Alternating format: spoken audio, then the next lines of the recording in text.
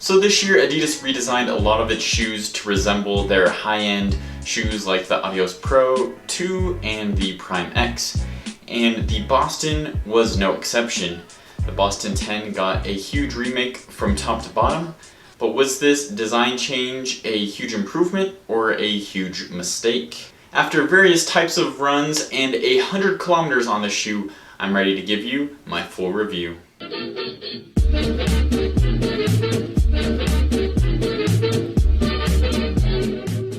So throughout this review I'll be using my Stoplight rating system.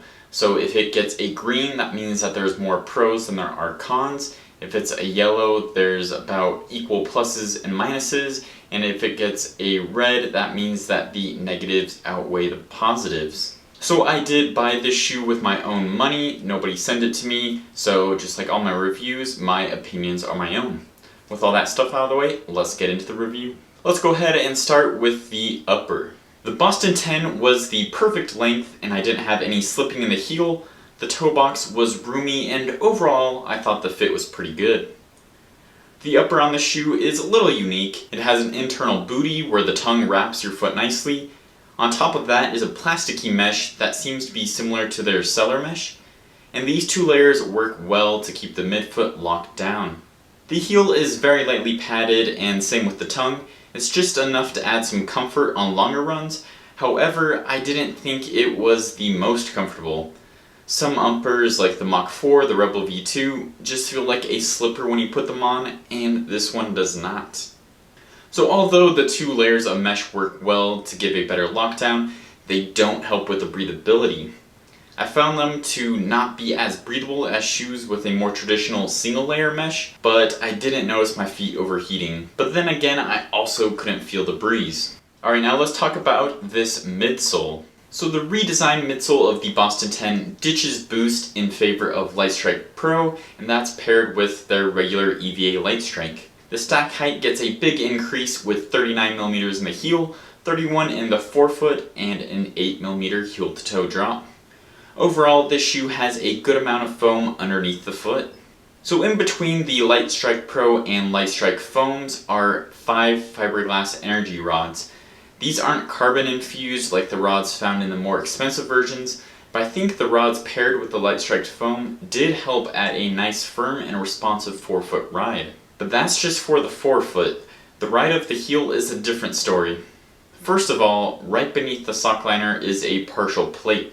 I believe it's carbon, but whatever it is, it's a very firm plate and it makes landing on the heel not very enjoyable. The plate paired with the dead feeling and a very firm EVA Lightstrike foam, I wouldn't recommend this shoe for heel strikers as it tends to feel best when running on your toes. So with how firm this foam is, it took a while even to soften up just a tiny amount, so I think it should be pretty durable in the long run and will probably feel even better after more and more miles. If you enjoy it enough to get there, that is. Alright, now let's move down to the outsole. The Continental rubber they use on this shoe has been holding up great. So far there's very little wear on the outsole, even in the areas I typically tend to shred the shoes down. Again, the Continental rubber and the pattern of the outsole both work together to help add some good grip on the shoe. I took them on a trail run with some loose gravel and some rocks and I wasn't sliding around. The flip side to having that durable and grippy rubber though is that it adds a lot of weight to the shoe. At 10.4 ounces in a men's size 9, it is much heavier than most up-tempo trainers you'll find on the market today. Alright, now it's time for the run type stoplight portion of the review where I go over speed day, everyday, long run day, and recovery day. Starting with speed day, the Boston 10 gets a yellow light. So the Boston 10 is marketed as an up-tempo trainer, and that's pretty much what the Boston has always been known as. But with this huge redesign, I don't think it works quite as well as an up-tempo trainer as they have in the past. When I took these shoes on some fartlicks or longer tempo runs, they felt alright when I was up there on my forefoot, but when I took them to a track for 800 meter repeats, I was doing them around 440 minute per mile pace, and they just didn't feel as lively as a lot of other up-tempo trainers I've been running in, and I also definitely noticed the weight when I was going at that pace. So I think that they're good for speed days as long as you're doing some kind of slower, more half marathon, marathon type paced workouts. For everyday runs, I'm giving the Boston 10 a yellow light.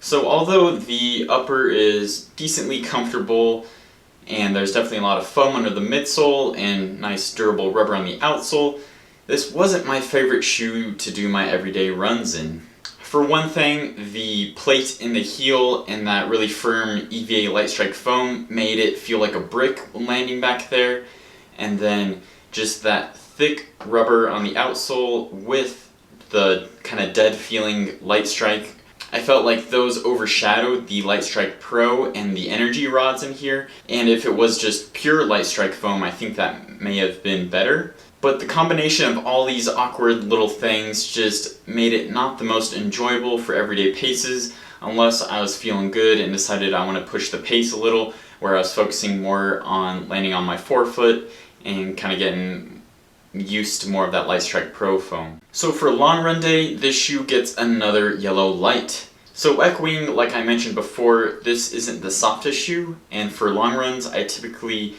tend to reach for some more plush, kind of soft shoes, and this wasn't that for me. So I honestly didn't take it on too many long runs. The few that I did take it on, I think the max was like 10 miles, and my feet didn't feel as fresh afterwards. They kind of felt a little beat up just from how harsh the shoe is. So that's just my preference. I'm sure there's a lot of people that really enjoy doing long runs in these shoes, but for me, the only time I'd use them for longer distances if it was like a progression run or a long fartlek or tempo where I was picking up the pace and mostly just focusing on running on my forefoot. Finally, for recovery day, the Boston 10 gets a red light. As you can guess by my previous comments, this shoe does not do great at slow paces. On recovery day, I obviously like to take it easy, so I tend to land a little further back, and this is one shoe you don't want to land on your heel with. Again, that mixture of the firm foam in the plate just isn't the most enjoyable experience, so this wasn't even on my radar for recovery days. I'd always choose something like the ZoomX Invincible or Clifton, something along those lines. So while the Boston 10 is still an up-tempo trainer, I think it is pretty versatile. It can do a lot of different types of runs. However, it's never really my first choice for any of those types of runs. So it's kind of like a jack of all trades, but master of none. So to be honest, I kind of think Adidas dropped the ball on this shoe. For me, what I really wanted to see in this shoe to make it better would be 1, take the plate out of the heel, 2, give us a softer light strike EVA, not this very firm foam, 3, give us more light strike foam in the forefoot, and then I can't believe I'm saying this, but give us maybe a little less rubber.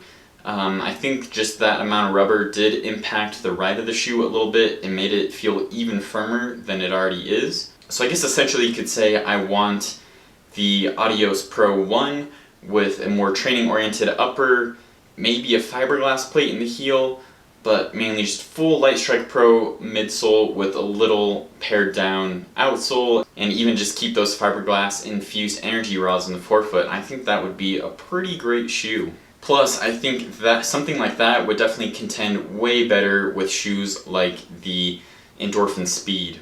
Alright, so the last thing we haven't talked about yet is the price. So this shoe comes in at $140, which honestly don't think is that bad. However, it does get a $20 price increase over the previous versions. So with that being said, and looking at all the results here, we can see that there is some green where the shoe does well, but there is also a lot of yellow and even some red. Based on all this, I give the Boston 10 a slow, because I think you should think long and hard about what you're looking to use the shoe for and how you like your ride of the shoes. And honestly, for me personally, I think this shoe is kind of a no. I don't think I'll really run in this ever again. Maybe do some comparisons, but I just have so many other shoes that do all the different things that this shoe can do, but better. So I know I've been pretty brutal on the Boston 10 today in this review, but when Adidas is coming out with so many other great shoes and you redesign a classic like the Boston, I feel like the bar is set pretty high and this just fell way below my expectations. So let me know, have you tried the Boston 10? If you have, what are your thoughts on it? And let me know what you want to see in the Boston 11, because I think they could make a lot of changes. Let me know in the comments down below. Don't forget to subscribe so you don't miss any of my new shoe reviews and shoe news. And as always, keep on running.